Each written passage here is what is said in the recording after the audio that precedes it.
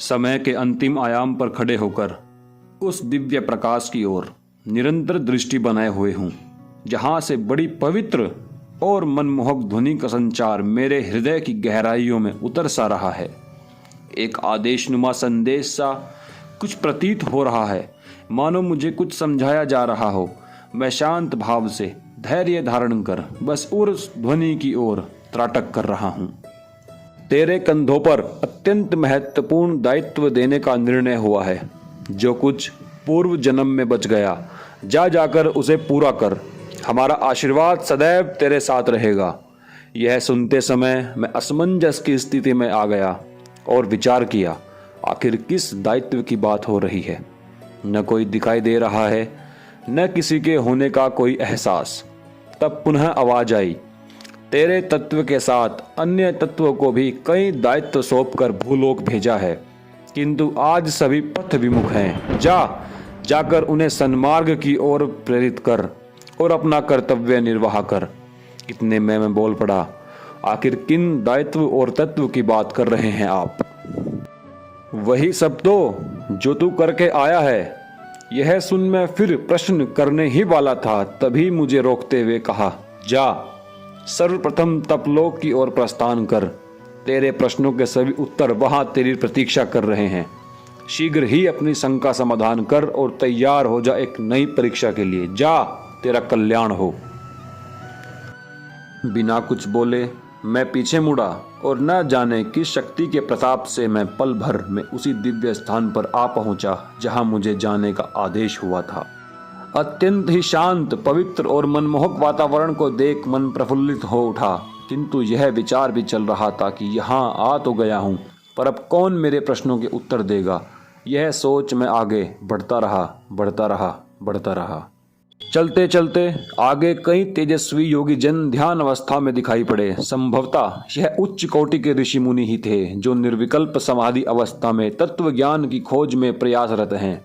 इन्हें प्रणाम कर मैं आगे की ओर बढ़ा तो जय भवानी, जय एकलिंगनाथ, जय रघुनाथ आदि वीरोचित नाद सुनाई पड़े, मानो कोई सभा चल रही हो।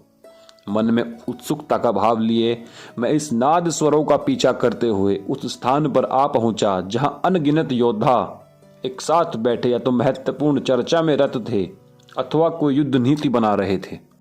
विचार आया कि इस लोक में यह हो क्या रहा है, आखिर कौन है ये वीर। कुछ घड़ी प्रतीक्षा करता रहा इस आस में संभवतः इनका परिचय प्राप्त हो। इतने में दूसरी ओर कई महिलाएं भी दिखाई दी, जो बड़े बड़े घूंघट ओढ़े और हाथ में तलवार कटार लिए हुए टहल रही हैं। इस समय मैं अत्यंत कष्ट में था, क्योंकि यहाँ मेरे प्रश्नों के उत्तर प्राप्त हेतु भेजा गया, किंतु यहाँ तो मेरे समक्ष अनेक नए प्रश्न खड़े हो गए। उन वीरों और स्त्रियों से कुछ दूरी पर खड़ा मैं सोच ही रहा था कि वह दिव्य वाणी पुनः मुझे सुनाई दी, जाओ इन सब से भेंट कर अपनी शंका समाधान करो।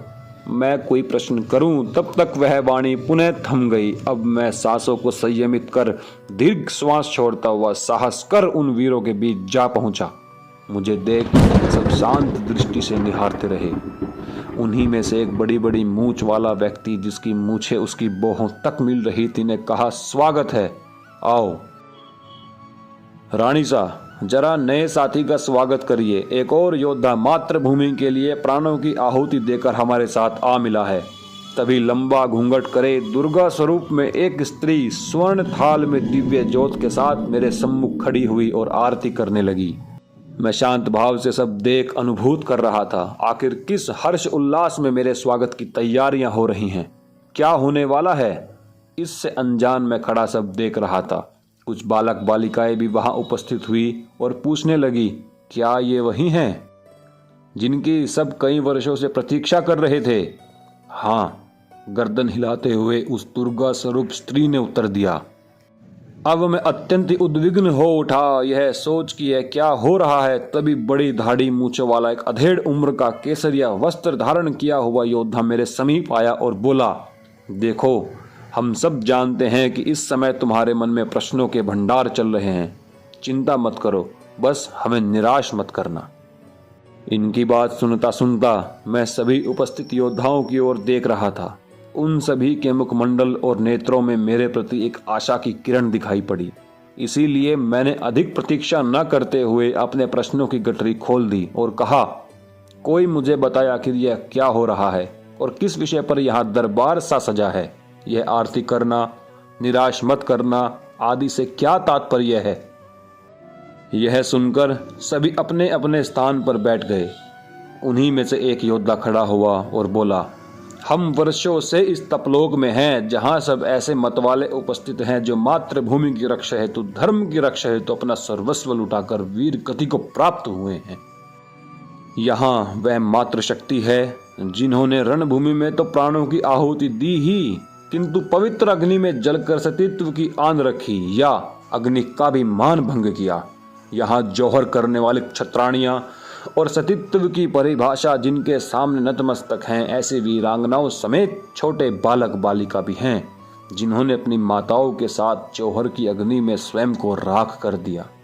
अब तुम उसी परंपरा को निभाकर यहाँ उपस्थित हुए हो, किंतु तुम हमसे अधिक भाग्यशाली हो क्योंकि तुम्हारे मजबूत कंधों पर प्रकृति कठिन कार्य सौंपने वाली है। रण कौशल दिखलाने को, मर्यादा मान बढ़ाने को, तेरे मस्तक की ज्वाला में अधर्म राज्य मिटाने को तू हो जा तैयार। अब तेरी परीक्षा बाकी है, जाकर सबको सज्ज कर जो क्षात्र तत्व के साथी है।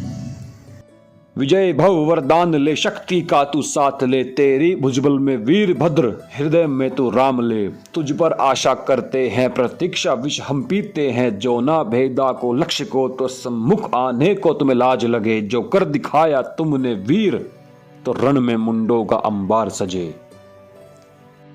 यह सुन मेरा रोम रोम जागृत होकर मचलने लगा। मुझे विश्वास हो चुका था कि मुझे अत्यंत ही कठिन और आवश्यक कार्य सौंपा जा रहा है। आभास मुझे अब होना है, सिंहासन निर्वासित होना है, धर्म अधर्म की आड़ ले न जाने कितनों को खोना है। स्वधर्म वाणी कृष्ण की हुंकार मुझ में भरती है, सूर्य सोम की वंश बेल मुझे पुनः सुदृढ़ करनी है। विक्रम संवत 2050 पौष मास के कृष्ण पक्ष की चतुर्दशी को मेरा जन्म होना सुनिश्चित हो गया।